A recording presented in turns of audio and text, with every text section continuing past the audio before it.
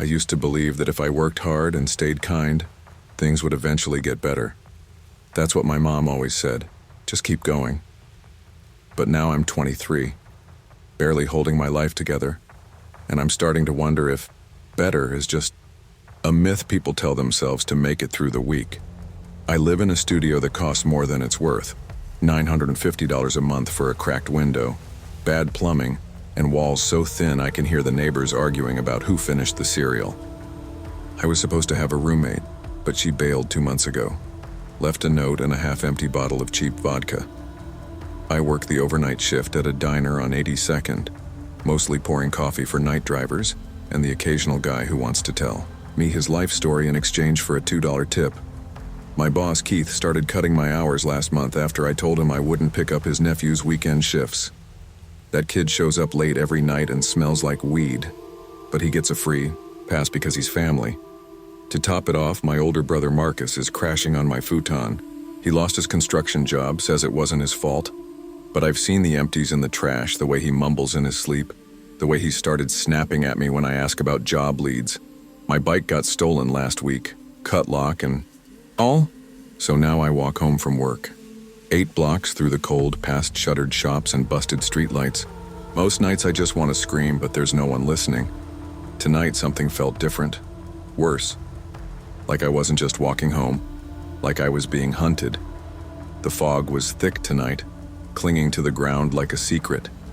I zipped my jacket up to my chin and shoved my hands deep into my pockets, the tips of my fingers already stiff from the cold.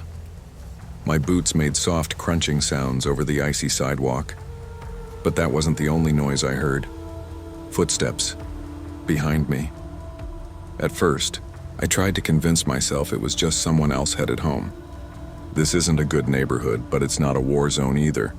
People walk here, especially at night, but these footsteps matched mine, step for step. And when I slowed down near the closed bakery, they slowed too. I glanced over my shoulder.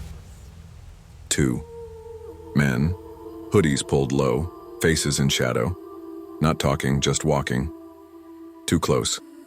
I told myself not to panic. Maybe they were just going the same way. Maybe I was being paranoid. But that survival voice in the back of my brain, the one my mom planted there when I was 12 and started taking the bus alone, was screaming. I picked up my pace, heart thudding against my ribs. The diner was 4 blocks behind me. My apartment was 4 blocks ahead. And these 2 strangers?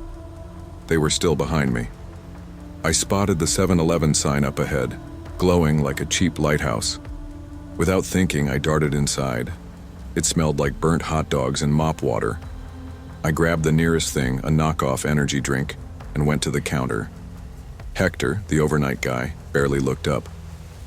"You good?" he asked, voice low. "Yeah," I lied, "just cold." I stayed there 10 minutes, pretending to text on my cracked phone. But when I peeked out the window, they were still there, waiting, watching. I stood in that store like it was my last safe place on earth. My palms were sweaty, but my fingers were ice cold. I thought about asking Hector to call someone, but who? The cops wouldn't show up for 2 guys standing on a public sidewalk. And besides, they hadn't done anything yet. That's the trick, nothing happens until everything does. Eventually, I had to leave. I couldn't stay in the store all night. I looked down 82nd, the main street home, and saw them still there, leaning on the lamppost, smoking, talking quietly. So I did something stupid. I took the long way. Behind the laundromat, there's an alley that cuts 2 blocks off the walk. I used to use it all the time before the bike got stolen. It's not well lit, but it's usually quiet. I figured if I could just slip through fast enough, I'd shake them. I pulled up my hood and walked quickly, trying not to look back. The buildings loomed over me like silent witnesses, their windows dark. Garbage bins lined one side, the other was a cinder block wall tagged with graffiti. Then I heard it. A laugh. I froze, turned. They were standing at the mouth of the alley, not running, not rushing, just standing. One of them stepped forward. "Hey, sweetheart," he called out, his voice low and oily. "You lost?" I backed up a step. My heartbeat filled my ears. "Where you headed in such a hurry?" I didn't answer. I ran. My boots slipped on a patch of ice as I tore through the alley. I caught myself on a dumpster, the cold metal biting into my palm. My breath came in clouds, fast and shallow. I didn't dare look back. I hit the sidewalk running, cut across a side street past a bus stop bench half buried in frost. I hoped they didn't follow. I hoped they weren't faster. I didn't hear footsteps behind me, but that didn't mean they weren't there. Every dark corner, every parked car felt like a trap. My keys were already in my hand, gripped tight like a weapon. I could see my building ahead. 3 stories of peeling paint and broken buzzers. I reached the front door, fumbled the key. Dropped it, swore. Hands shaking, I got it in the lock, shoved the door open and slammed it shut behind me. Deadbolt clicked, chain latched. My chest heaved. I slid to the floor, my back against the door. Through the peephole, I saw them. Across the street, just standing there. Watching. One of them lit a cigarette. The flame flashed across his face. Thin, pale, with a smile that didn't reach his eyes. They didn't move for a full minute. Then they turned and walked away like it was just another night, but it wasn't. Not for me. I didn't sleep that night. Marcus was snoring on the couch, stinking of beer and regret. I wanted to shake him, scream at him, do something, be useful, but I didn't. The next morning, I called the diner and asked Keith for day shifts. "They're full," he said. "You're lucky to have hours at all." Lucky. I stared at my bank app. 1842, no pepper spray, no Uber, no safety. That afternoon, I walked to the Dollar Tree and bought the biggest keychain I could find. Something to hold in my hand and swing if I ever needed to. The next night I walked home again. Different jacket, same fear. Every noise made my skin crawl. Every shadow looked like them, but I walked anyway. Because I had to. Because there's no one else paying my bills, watching my back, or holding my hand. People think bravery is some big, dramatic thing. It's not. Sometimes it's just walking home in the dark. Again. And again. And never letting them see you break.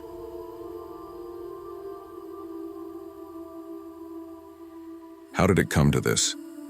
That's what I kept asking myself night after night, flipping stale Whoppers and dodging leering eyes through a grease-streaked drive-through window. I used to think I'd have a future, college, career, something my parents could be proud of. But here I was, 20 years old, pulling graveyard shifts at Burger King off Maplewood Avenue in Trenton. I dropped out of community college 6 months ago. The bills kept stacking up. Textbooks, rent, gas. My parents were furious. My dad stopped speaking to me for a while, and my mom just kept sighing like I was a disappointment she didn't know how to fix. I thought a job, any job, would make things better. But this job, it's just survival. The late shift starts at 10 p.m. and ends at 4 a.m. Most nights it's quiet. A few truckers roll through. Some factory workers grab food after their shift. Then there are the creeps, the ones who stare a little too long, who ask for your number with a grin that makes your skin crawl. And tonight was different. The bus doesn't run past midnight, which means unless someone's willing to drive me home, I walk the 2 miles to my apartment. Last month, my car died in the middle of Broad Street, and I didn't have the cash to fix it. I've been walking ever since. To top it off, my ex, Derek, keeps texting me drunk threats and voicemails that swing between love and hate. He's unhinged, but no one cares unless someone ends up in a hospital. So yeah, I ask myself, how did I end up here? Alone, behind a register, with no backup and no way out. But that night changed everything. It was cold for mid-November, the kind of cold that seeps through your jacket and settles into your bones. The store was dead quiet.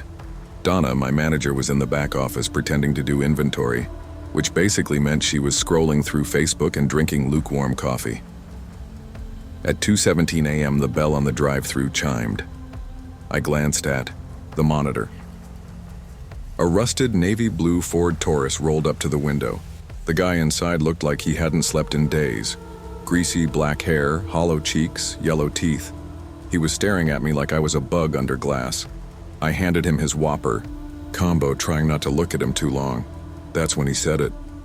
"You got real pretty hands," he rasped. "Bet they're soft." I gave a nervous laugh, heart beating faster. Thanks. Enjoy your meal."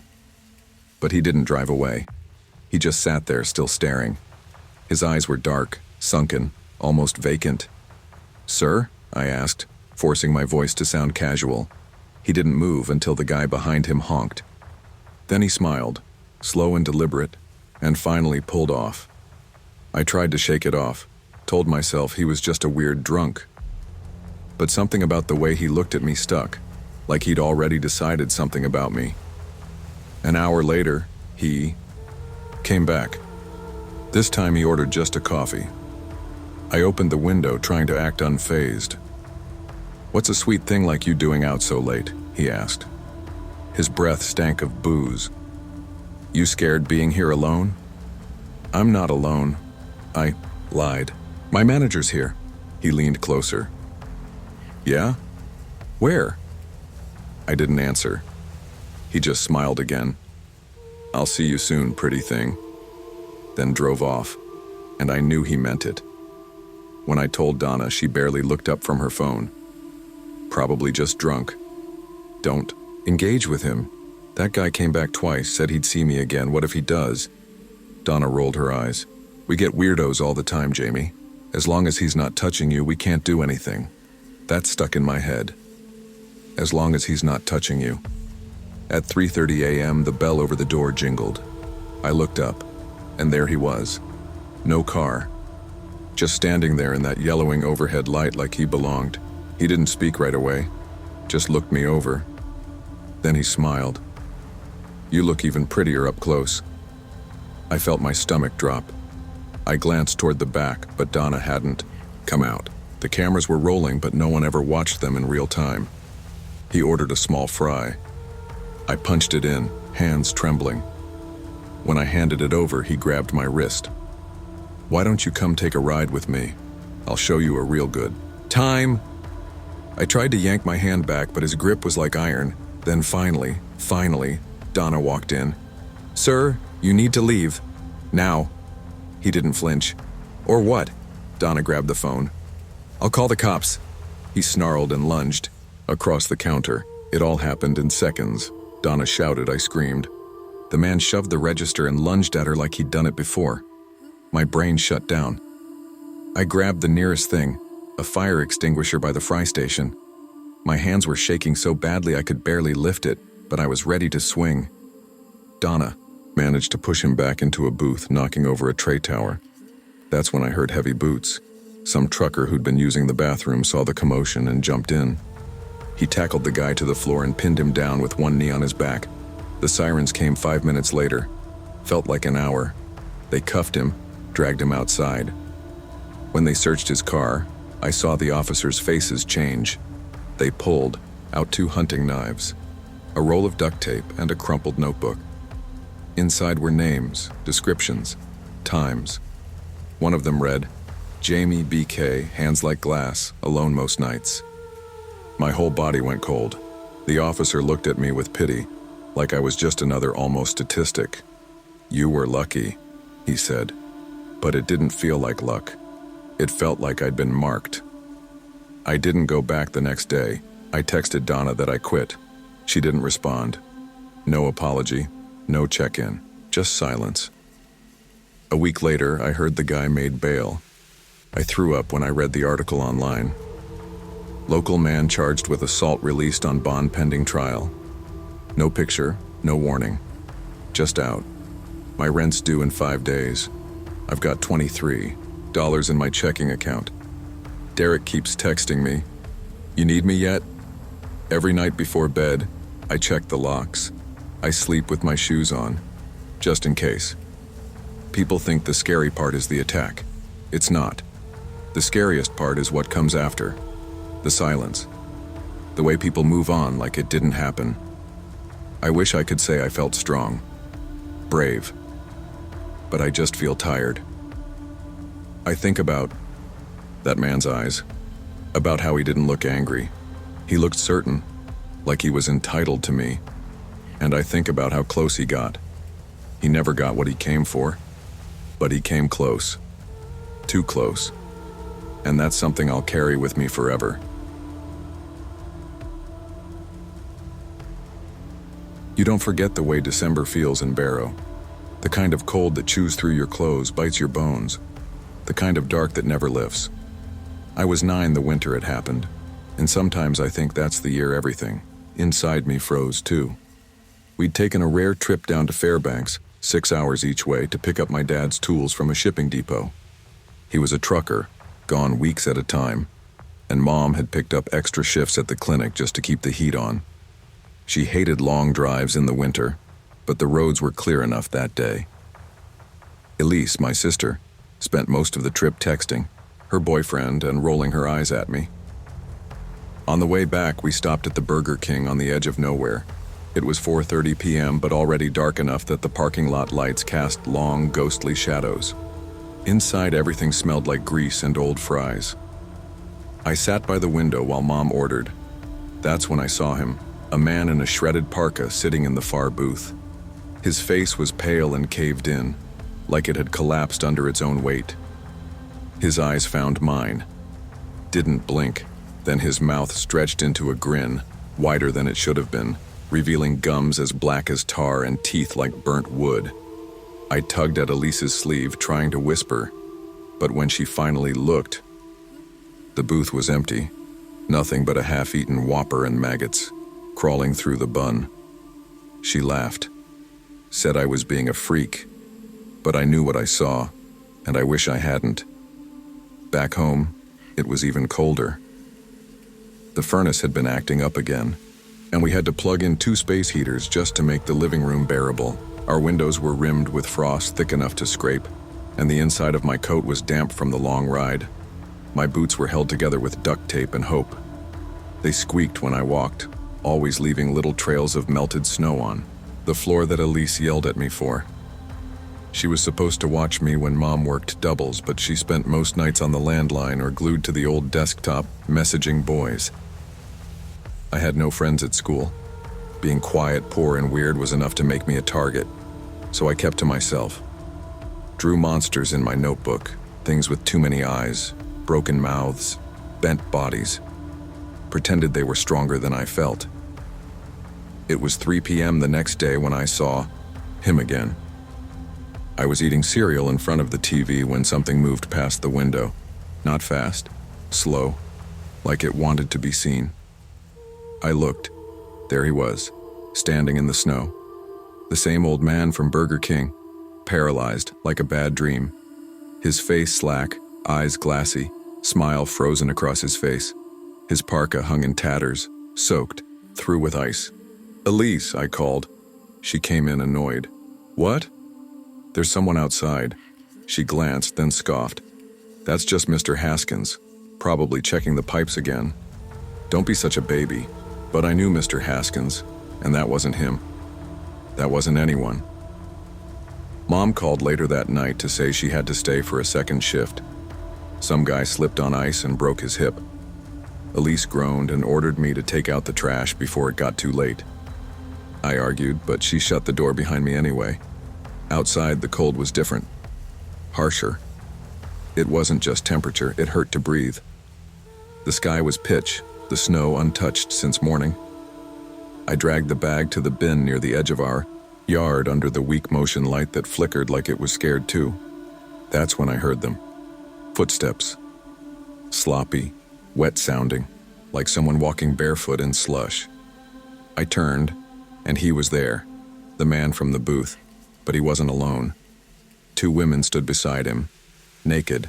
Their skin was sagging and gray, stretched over sharp bones, hair thin and wet, hanging like kelp, and their mouths, God, stretched impossibly wide, the same smile, that impossible smile. One of them raised her hand, fingers long and cracked. She motioned for me, a slow curl. "Come here." I dropped the bag. I ran. I slammed the door so hard it shook, the walls. Elise yelled from the hallway, but I couldn't speak. My lungs burned, my heart thudded against my ribs like it wanted out. "Elise," I gasped. "They're back. The old man. He's outside. And 2 women. They were..." "Liam, what the hell are you talking about?" she snapped, but then, thud, the window. Something hit it, hard. We turned to look. A long crack had formed across the glass, running like a vein. Elise went pale. She grabbed the phone and dialed 911. Her hands were shaking so bad she almost dropped it. "Someone's outside our house. Something hit our window. They said a car was on the way, but the roads were frozen over and a blizzard was kicking in. It would take time." I stood in the hallway, holding the fireplace poker like it would actually protect me. Elise locked every door, shoved a chair under the knob. The figures didn't try again, but they didn't leave either. I felt them, watching. When the cops finally arrived, the storm was in full swing. They came in covered in frost, boots clomping, through our front entry like they owned the place. They found no footprints, no broken glass, nothing but a single torn strip of flannel on the ground, frozen stiff, soaked in something dark, and stuck to the cracked window. A Burger King napkin, frozen in place, smeared with saliva and something yellow. The officers shared a look. Probably just kids pulling a prank. Don't worry, folks. But I wasn't fooled. No kid smiled like that.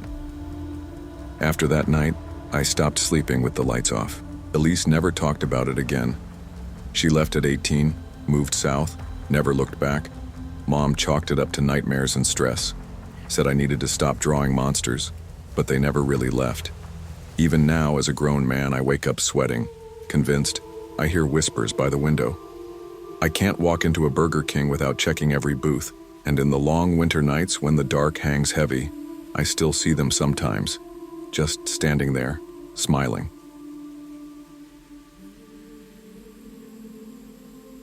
Working the closing shift at the Airport Way Burger King in Fairbanks wasn't glamorous, but it paid just enough to keep gas in my beater Subaru and snacks in my backpack. October 2019 was colder than usual, the kind of cold that knifed through your work pants and settled deep in your spine. I'd stand under the fryer vent on breaks just to feel alive again. The place attracted all kinds. Drifters who smelled like gasoline, truckers trying to stay awake, students too broke for Taco Bell. But none of them stood out like Tyler Graves. Every Thursday, 1:45 a.m. sharp, black Dodge Charger growling at the window. He always ordered the same thing: Bacon King with extra mayo, large onion rings, and 4 Hershey pies. The weird part? He never took the pies. Every time we'd find them smashed in the parking lot, still in their boxes, run over or stomped flat. Tyler always paid, in damp, greasy bills. They reeked of motor oil and something older, something that lingered in your nostrils long after the window slid shut.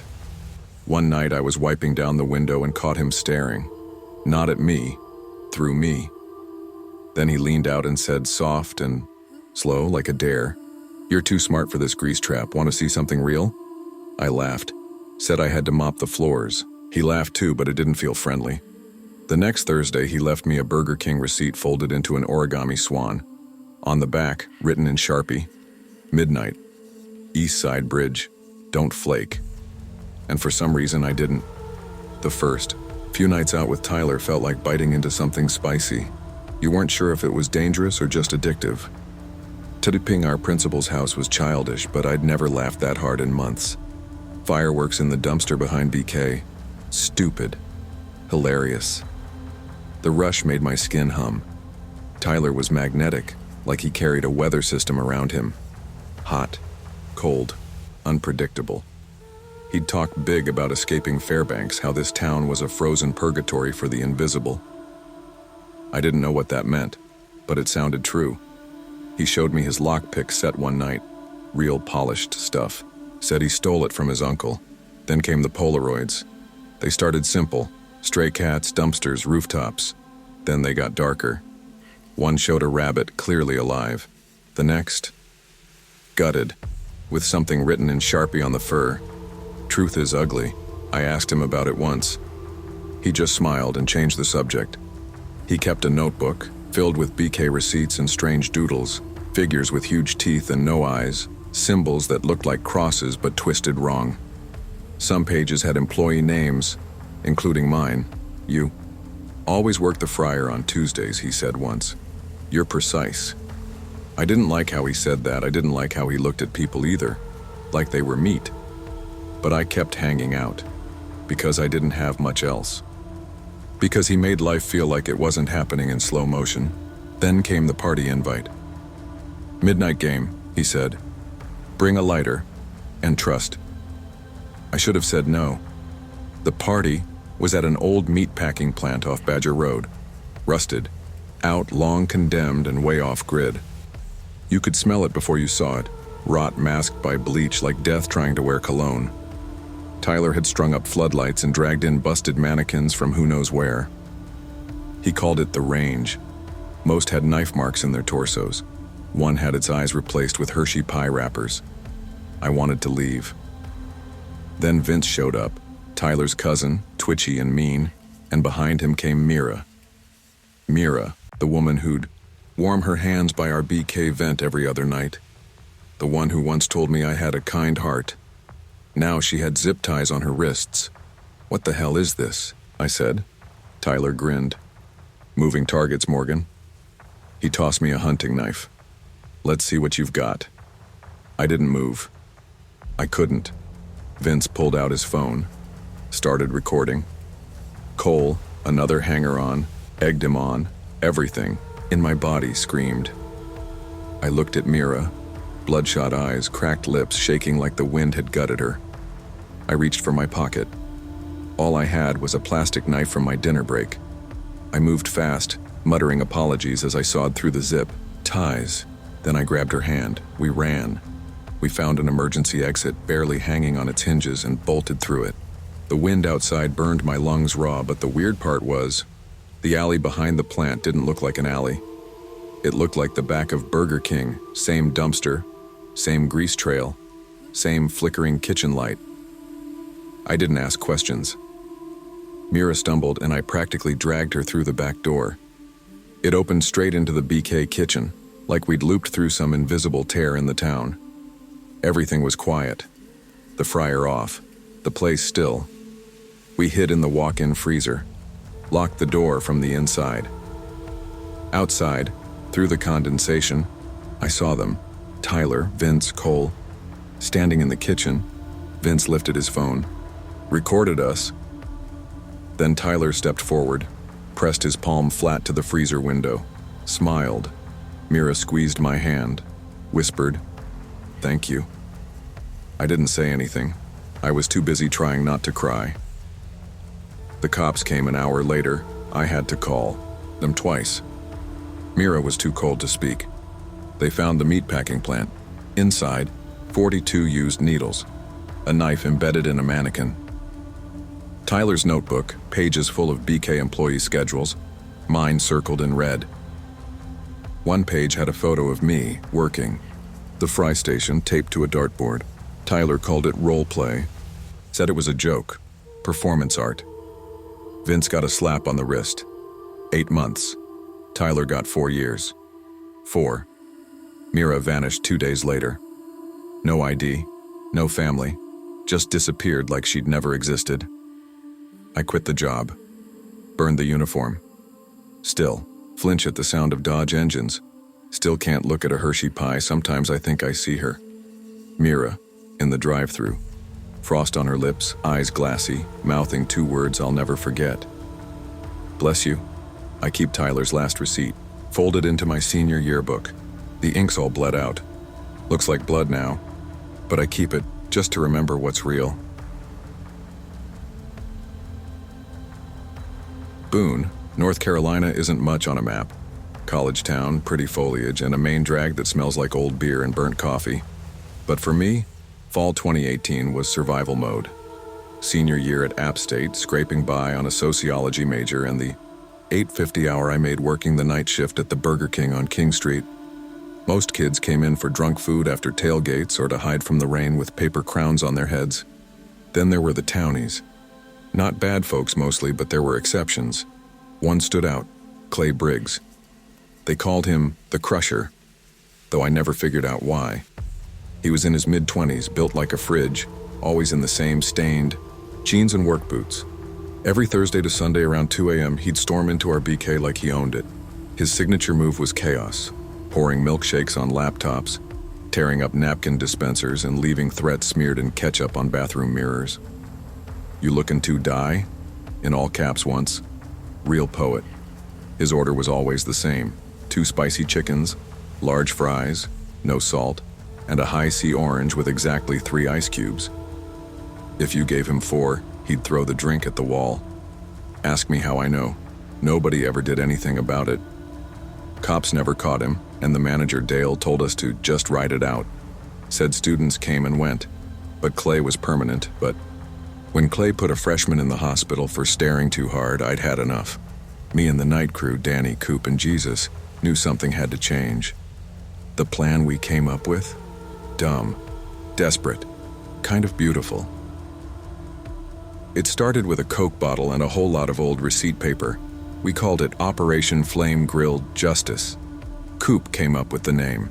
He was the grill guy, loved his job more than most love their pets.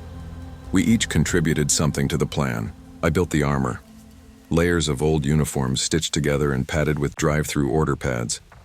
The carbon copy kind, thick like cardboard and nearly impossible to rip. I wore it under my uniform like a medieval knight disguised as a fast food. Lackey Jesus, our dish pit wizard, prepped the weapon. A glass Coca-Cola bottle filled with frozen high C orange. Not just frozen, solid. He left it in the walk-in for 2 days. It looked innocent enough sitting on the counter, but it would hit like a brick if it came down to it. And Danny? She handled surveillance. Hooked up her old GoPro to the back room, monitor and angled it toward the front doors. Not for cops, no one trusted them to show up in time, but for proof. Just in case this turned into something worse than a broken jaw, I volunteered to be the bait. Friday night closing shift, just me on the floor. I cleaned slower than usual, dragging the mop across the greasy tiles, every nerve wired and humming. The whole place was quiet, the way fast food joints get after the bars close and the college kids crash. The plan was simple. Let him come in, mouth off, act out, and when the moment came, make it count. Danny and Jesus waited out back. Coop stayed inside but out of sight, pretending to fix the soda machine. I remember checking the clock. 2:03 a.m. Right on time. The door slammed open. Clay was here. Clay stormed in like he was expecting the world to bow. With him were 2 other guys, both in camo jackets, both buzzed out of their skulls.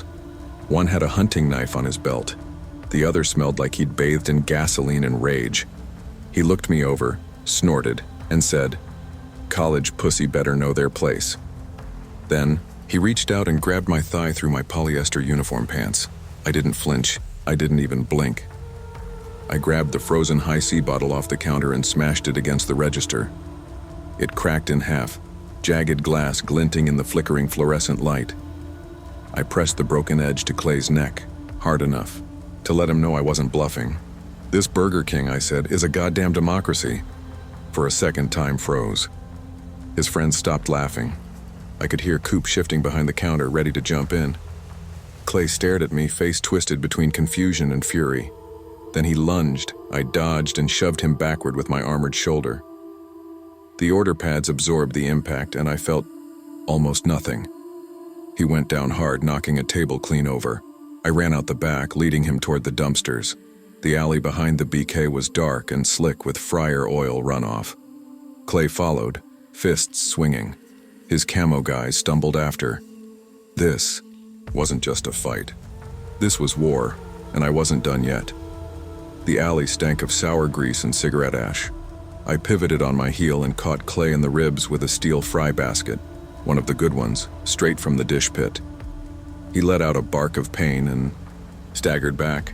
One of the camo guys lunged at me, slipped on fryer sludge, and took a faceful of sauce runoff from a busted mayo packet. Then came the other one. He managed to land a punch, but it bounced harmlessly off the receipt armor. I grinned, high on adrenaline, and gave him a solid knee to the stomach. And just when I thought it was about to turn ugly for real, like hospital ugly, I heard it. Click, clack.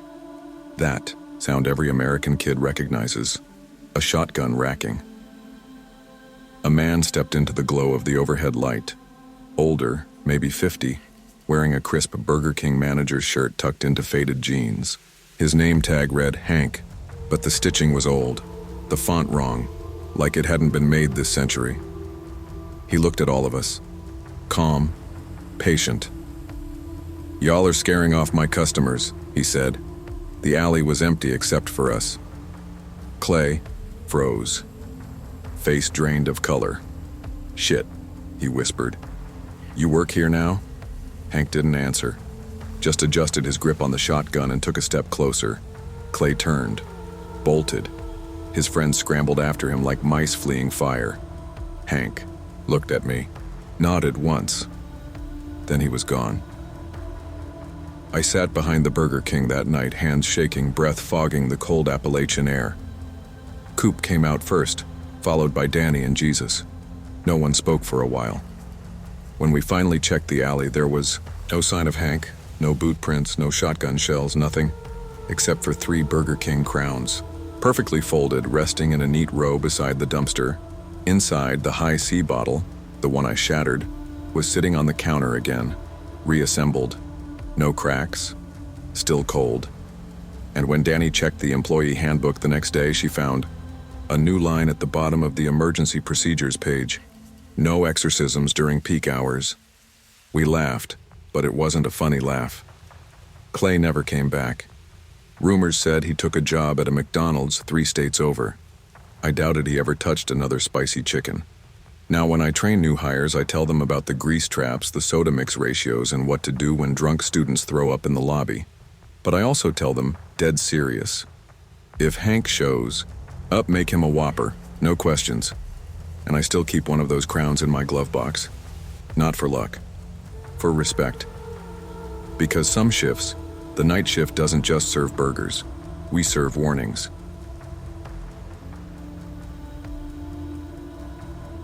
Working the overnight shift at the Burger King off I-80 wasn't exactly how I pictured life at 28, but here I was in rural Nebraska, flipping patties and dodging burnout. The hum of the fluorescent lights never stopped, like they were wired into my skull, and the broiler 5000 wheezed like a dying animal every time it cooked another Whopper. We didn't get many customers between 1 and 4 a.m. Truckers, a few lost tourists, and the occasional teenager with bloodshot eyes and too much time. The crew was thin, usually just me, my manager Rick, and whoever they stuck on grill duty. That's how I met Chris. He came in late one Thursday, pale, lanky guy with greasy hair, wearing the black Burger King polo like it was a uniform for something.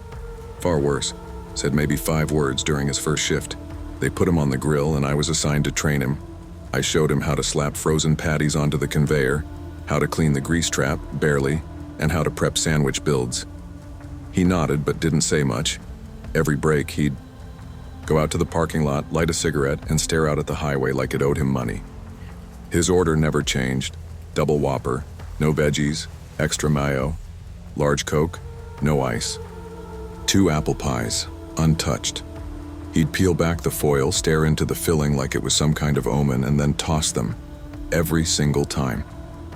We all just figured he was another night shift casualty, the kind who slipped through life's cracks and landed behind a fryer in the middle of nowhere. I'd seen it before. I didn't know then that Chris wasn't broken. He was planning something. The thing about working nights is your sense of normal starts to warp. You laugh at stuff that would make you flinch in daylight. Black humor becomes survival. So when Chris made his first joke, I didn't think much of it. We were scrubbing the broiler 5000 around 3 a.m., elbow deep in congealed grease. He looked over and said, "You think this thing could dissolve a body?" I laughed, a weird, dry laugh. Only if they've been marinated in regret. Chris didn't smile, just nodded, serious. From there, the jokes came more often. Always dark, always delivered flat. I bet the freezer could hold a couple bodies, just gotta stack 'em right. If you really wanted to poison someone, you'd do it through the mayo. No one checks the mayo. Again, I laughed, because that's what you do, right? You pretend it's all in fun. But each time, the laughter felt thinner. Then came the weird habits. He'd trace the small bullet hole in the drive-through window with his finger like it meant something. Rick told us it was from an armed robbery back in '09, but Chris stared at it like it whispered to him. One night I caught him humming pumped-up kicks while cleaning the soda machine. Real slow, real soft. Still, I didn't say anything. Nobody did. We all knew people cracked a little on the night shift. The silence, the boredom, the shadows behind every corner. I told myself he was just weird, not dangerous. But then, one night while I was at the fry station, he leaned in close and whispered, "If they ever fire me, I'd make sure this place gets on the news." That was when my stomach turned cold. Didn't tell Rick right away. I told myself maybe Chris was bluffing, blowing off steam, but something about the way he said it, calm, like he'd already pictured it, stuck with me. Later that night, I stepped into the walk-in freezer to restock pies and just froze. I pulled out my phone and called Mia, my wife. Her voice came, through groggy and concerned. "What's wrong?" she asked. I told her everything. Chris's jokes, the bullet hole tracing, the threat. There was no hesitation. "Tell your manager. Now." Rick was in the back office, feet up on a crate of burger buns. Ex-Marine, usually didn't scare easy. He gave me that tired, seen-it-all look as I talked. But when I mentioned the bullet hole and what Chris said about the news, Rick sat up. "You're sure that's what he said?" Word for word. He rubbed his temples and muttered something about "not again." Then he asked me to write a report. Official-like. I could tell he was trying to stay calm, but his fingers trembled when he reached for the phone. Chris didn't show up the next night. I asked Rick if he was fired. Rick didn't answer, just told me to stay alert, double-check all exits, and keep my phone on me at all times. That was when the paranoia kicked in.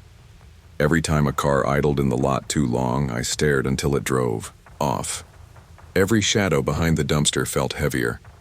I started watching the door like it might burst open at any second, and deep down, I hoped I was overreacting. I wasn't. It happened 3 days later. Cops showed up just before dawn, cruiser lights painting the frosted windows red and blue. One of them walked in holding a folded piece of paper. The other followed Rick to the back. No one said a word. They searched for Chris's locker. I never looked inside myself.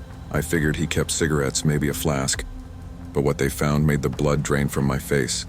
A map of the Burger King, hand-drawn and labeled with all the exits, fire escape routes, blind spots in the cameras, then a list of employees' names. Mine had a check mark next to it. So did Rick's. So did Angie, the morning shift opener who had just come back from maternity leave, and a receipt. A real one, torn from a register. For 200 rounds of 9mm ammo, purchased 3 days earlier. They didn't say much about the arrest. Said Chris had been picked up off a rural road outside town. Gun was in the car. He'd written a letter, what they call a manifesto. But the part that still haunts me? One of the officers told me before they left. When we cuffed him, he asked if Jordan said anything else about him. I didn't respond, just nodded, lips dry, heart pounding. Rick took a week off after that. I gave my 2 weeks' notice the same day. I wasn't going to die behind a fryer. I never saw Chris again, but sometimes I think I do. A black sedan in my rearview mirror that follows too long. A guy with the same walk, standing outside a gas station, in the dark. I quit Burger King, took a warehouse job on the edge of Lincoln. Pays less, but I sleep better mostly. Every so often I drive past that old BK off I-80. The sign's still flickering. I still check the parking lot for black cars with no plates. Old habits. The footage from the night Chris made that threat, accidentally erased, according to Rick, probably for the best. Mia says I did the right thing, that I probably saved lives, but I still wonder if Chris remembers. If he's sitting somewhere in a cell thinking about the guy who reported him, and I remember the last thing he ever said to me. Not goodbye, not take care, just see you later. And somehow, that still chills me more than anything, because he said it like a promise.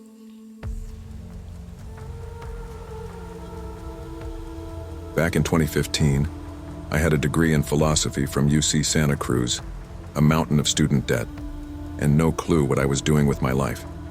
I landed at a 24-hour Burger King off Highway 99 in Bakersfield, California, where the sun never fully sets. It just simmers down to a dull orange burn. Nights there felt like limbo. Too late for the living, too early for the dead. My job? Midnight to 8 a.m., 5 nights a week. Fryer, register, grill, whatever Linda, our manager, needed. The place was a magnet for stoned college kids, tweakers, and truckers running on 3 days of no-DAWs. I kept my head down and my apron clean mostly. Jason showed up during one of those shifts, just walked in like he'd always been part of the crew. Tall, wiry guy with a faded Misfits tattoo crawling up his neck. First thing he said to me was, "You ever just want to deep fry your diploma?" I laughed harder than I should have. He picked things up fast, cracked dumb jokes while cleaning the grill, and always slipped me extra nuggets during break. Said it was the least he could do for a bro with a brain. We shared shift meals at 3 a.m. and he always ordered the same thing. Whopper Jr. No tomato, extra pickles. Large Dr. Pepper with exactly 7 ice cubes and 1 single onion ring. He never ate it, just moved it around his tray like he was solving a puzzle. For a while I figured I'd gotten lucky. Night shifts are lonely and Jason made them feel less like punishment. But weird people don't stay weird in the open. They drift into the shadows, and Jason was already halfway there. Jason had a friend, Tyler. I never saw him inside the store, only outside during Jason's extended smoke breaks. Tyler was the kind of guy who made you instinctively check your wallet after he left. Always wore a black hoodie, even when it was 98 degrees at midnight. I once asked Jason why Tyler never came in. He just shrugged. Guy's got anxiety, man. Doesn't trust corporate spaces. I didn't press. That summer was a blur of grease burns, busted ice machines, and drive-through orders yelled through static. But in between it all, little things started adding up. The register came up short 3 nights in a row. $20 here, $15 there. Linda thought it was a system error at first. I wanted to believe that too. Then there was the switchblade.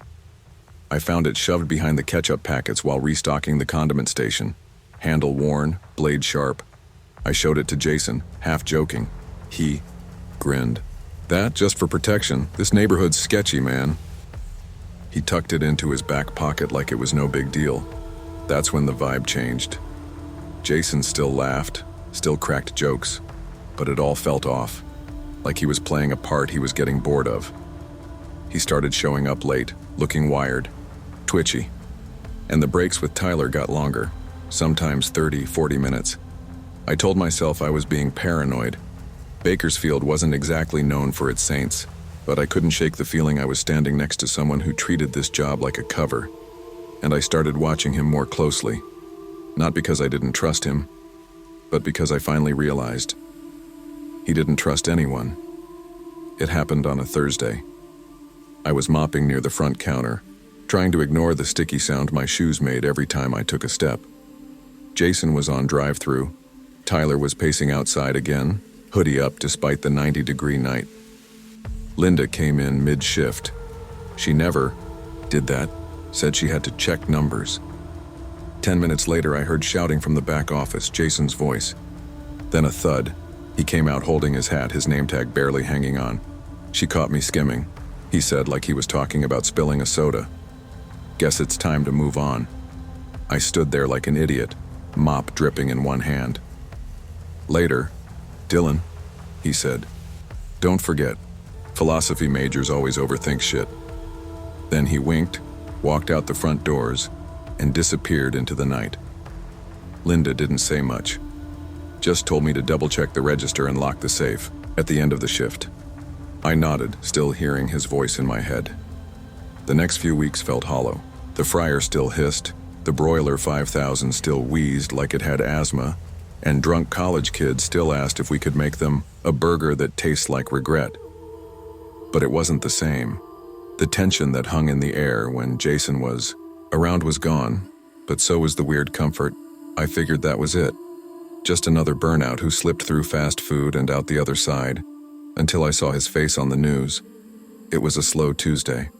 I was eating leftover chicken fries on my couch, scrolling my phone with grease-stained fingers when I saw the headline, Armed robbery at 7-Eleven. Former fast food employee among suspects. I clicked it so fast I nearly dropped my phone. There, he was, Jason. Same tattoos, same half smile, only this time it looked smug, like he was daring the world to be shocked. The article said he and an accomplice, Tyler of course, stormed a 7-Eleven at gunpoint. Pistol whipped the clerk, took $87 in a case of Bud Light. That was it. All that edge, all that buildup for beer and cash barely enough to fill a tank. I just stared. You think you know people. You think the guy who sneaks you extra nuggets and hums punk songs at 4 a.m. is just harmless, maybe broken but not dangerous. And then you see their mugshot on the evening news looking like they're proud to be caught. Linda texted me later that night. Told you he was trouble. All I replied was, yeah, but I didn't sleep well. I kept hearing his voice in my head, that smirk in his words. Don't forget, philosophy majors always overthink shit, and now I couldn't help it. I overthought everything, especially how close I'd been to ending up in the wrong place, at the wrong time with the wrong guy. 5 years passed. I moved to Fresno, got a warehouse job, better hours, decent benefits. Philosophy degree still sat in a frame on my bookshelf like a joke I forgot the punchline to. Then, one night at Walmart, I saw him. Jason. He was thinner, beard patchy, tattoos faded into dull scars. He was pushing a cart full of canned chili and energy drinks when he looked up and saw me, that same grin. Yo, BK buddy, he called out like we were just old coworkers. We should grab a beer sometime. I laughed, awkward, shaky. Busy these days, man.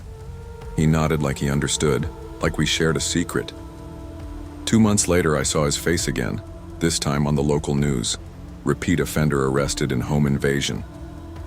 Apparently, he and Tyler broke into a house in the middle of the night. Got caught when the homeowner's dog wouldn't stop barking. That was it. I sat on my couch, phone glowing in my hands, and wondered how many more times I'd see that grin before he finally disappeared for good. Now, every time I pass a Burger King, I check the locks at red lights. I wonder if Jason ever liked those Whopper Juniors, or if it was just a script.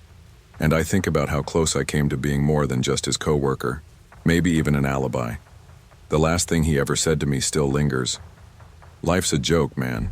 Just don't be the punchline. I didn't get it then. Now I do.